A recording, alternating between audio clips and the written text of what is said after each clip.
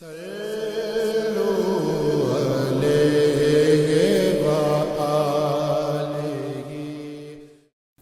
بن عینہ نے کہا کہ میں نے عمرو بن دینار سے پوچھا، کیا تم نے جابر بن عبداللہ سے یہ حدیث سنی ہے کہ ایک شخص مسجد نبوی میں آیا اور وہ تیر لیے ہوئے تھا؟ رسول اللہ صلی اللہ علیہ وسلم نے اس سے فرمایا کہ ان کی نوکیں تھامے رکھو۔ صحیح بخاری حدیث نمبر 451۔ ابو موسیٰ اشعر صحابی رضی اللہ تعالیٰ عنہ نبی کریم صلی اللہ علیہ وسلم سے روایت کرتے تھے کہ آپ نے فرمایا، اگر کوئی شخص ہماری مساجد یا ہمارے بازاروں میں تیر لیے ہوئے چلے تو ان کا پھل تھامے رہے، ایسا نہ ہو کہ اپنے ہاتھوں سے کسی مسلمان کو زخمی کر دے۔ صحیح بخاری حدیث نمبر 452۔ عبد الرحمن بن عوف نے حسان بن ثابت رضی اللہ تعالیٰ عنہ سے سنا، وہ حضرت ابو ہریرہ رضی اللہ تعالیٰ عنہ کو اس بات پر گواہ بنا رہے تھے کہ میں تمہیں اللہ کا واسطہ دیتا ہوں کہ کیا تم نے رسول اللہ صلی اللہ علیہ وسلم کو یہ کہتے ہوئے نہیں سنا تھا کہ اے حسان، اللہ کے رسول کی طرف سے مشرکوں کو اشعار میں جواب دو، اور اے اللہ حسان کی روح القدس کے ذریعے مدد کر۔ ابو ہریرہ رضی اللہ تعالیٰ عنہ نے فرمایا، ہاں میں گواہ ہوں، بے شک میں نے حضور سے یہ سنا ہے۔ صحیح بخاری حدیث نمبر 453۔ عروہ بن زبیر نے حضرت عائشہ صدیقہ رضی اللہ تعالیٰ عنہ سے روایت کیا ہے، حضرت عائشہ نے فرمایا، میں نے نبی کریم صلی اللہ علیہ وسلم کو ایک دن حجرے کے دروازے پر دیکھا۔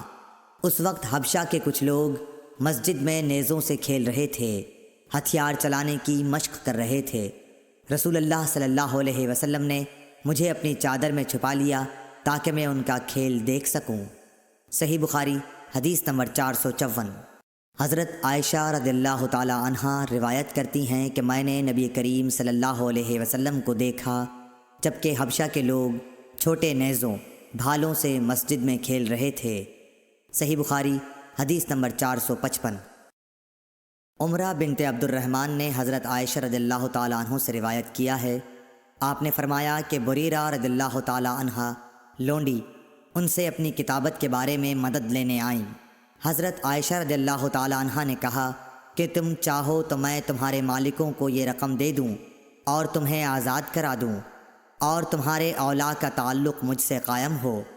اور بریرہ کے آقاؤں نے کہا عائشہ رضی اللہ تعالیٰ عنہا سے کہ اگر آپ چاہیں تو جو قیمت باقی رہ گئی ہے وہ دے دیں اور ولا کا تعلق ہم سے قائم رہے گا۔ رسول اللہ صلی اللہ علیہ وسلم جب تشریف لائے تو میں نے آپ سے اس امر کا ذکر کیا۔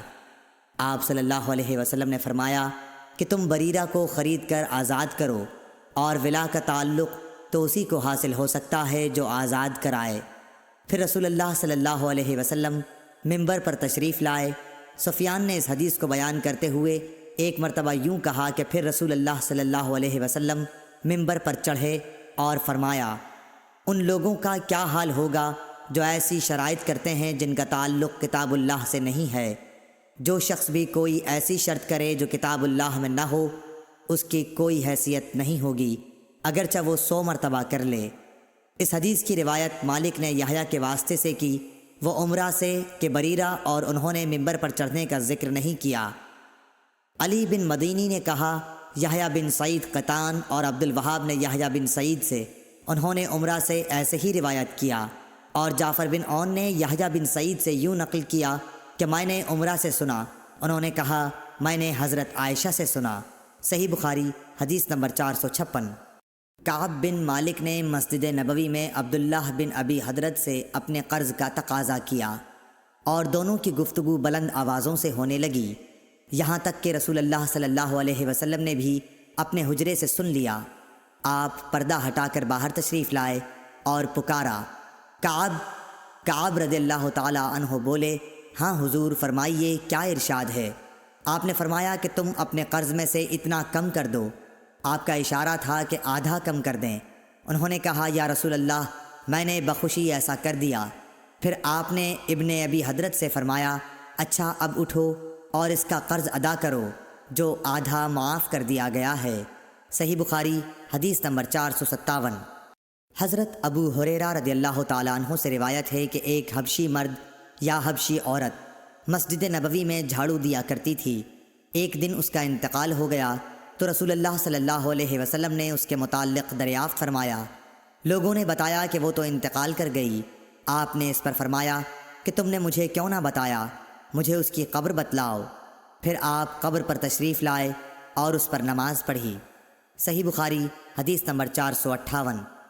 حضرت عائشہ رضی اللہ تعالی عنہ فرماتی ہیں کہ جب سورہ بقرہ کی سود سے متعلق آیات نازل ہوئیں تو نبی صلی اللہ علیہ وسلم مسجد میں تشریف لے گئے اور ان آیات کی لوگوں کے سامنے تلاوت فرمائی۔ پھر فرمایا کہ شراب کی تجارت حرام ہے۔ صحیح بخاری حدیث نمبر 459۔ حضرت ابو ہریرہ رضی اللہ تعالی عنہ سے روایت ہے کہ ایک عورت یا مرد مسجد میں جھاڑو دیا کرتا تھا۔ ابو رافع نے کہا میرا خیال ہے کہ وہ عورت ہی تھی۔ پھر انہوں نے نبی کریم صلی اللہ علیہ وسلم کی حدیث نقل کی کہ آپ نے اس کی قبر پر نماز پڑھی۔ صحیح بخاری حدیث نمبر 460۔